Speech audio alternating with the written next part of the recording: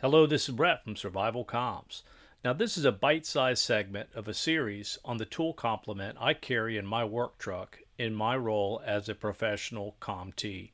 I carry a wide array of tools, and many aren't radio-specific tools at all because the number of hats you wear in this role in the communications unit often necessitates such. I feel this content will be useful food for thought for the hobbyist or professional.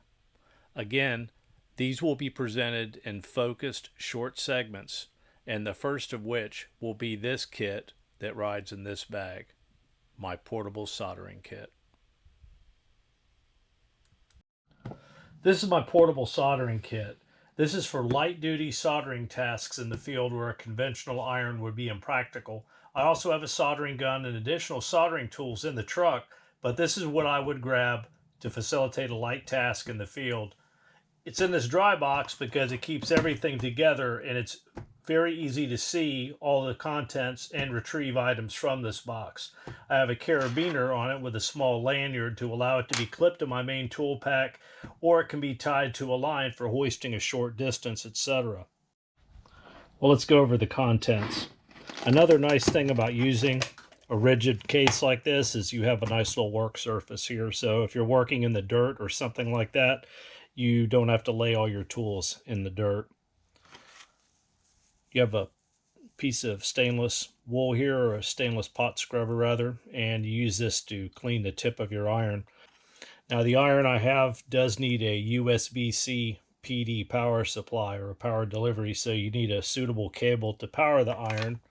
And the iron that I use is this Miniware TS80P, which is a very good soldering iron. I've been extremely happy with it. It's nice and compact. It heats up extremely quickly and it cools down very quickly as well. So that's a consideration. Solder flux. Solder flux is extremely important to have, in my opinion. This is a decent brand of solder flux. Of course, the tip of it broke off. Interesting story about where I got this particular tube of flux in this form factor. I was in Socorro, New Mexico a few years ago, and we noticed that there was a Radio Shack store. So we went into the Radio Shack store, and there was an elderly guy that owned it that was actually sitting there listening to 40 meter CW. And the store it was like a time machine. You had lots and lots of inventory. There was faded packaging, VHS head cleaning cassettes and all kinds of things. But I wanted to make sure I picked up a few things from that store while I was there, and this is one of the items I brought back with me. The power pack I have is a 130 watt, I think it's a 20,000 milliamp hour pack. And again, it's USB-C PD power delivery. And this has been a pretty good pack. What's nice about this and that long cable is you can throw this in your pocket and you could actually manipulate it when you're working in a compartment or something of that nature very easily. So I've been pretty happy with that as well. We have our different varieties of solder, and we'll talk about that in a second. I have a small set of hemostats here. I have a aluminum heat sink, a nut pick, or you can actually place flux on this so you can spread it evenly on your work. Some varieties of heat shrink tubing. This is something I made out of some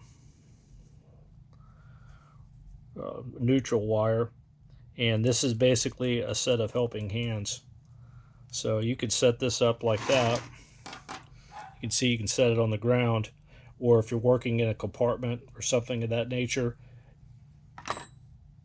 So let's talk about the solder varieties I have here. I have two different sizes that I typically use.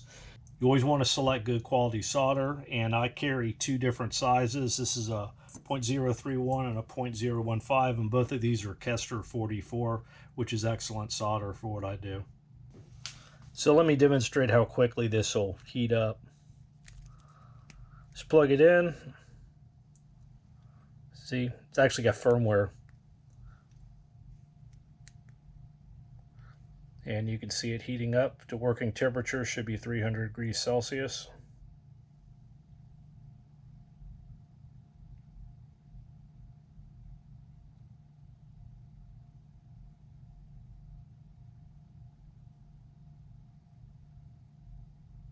The amount of time it took to put everything up, this temperature of this tip is cool, and it's safe to stow with the rest of our equipment.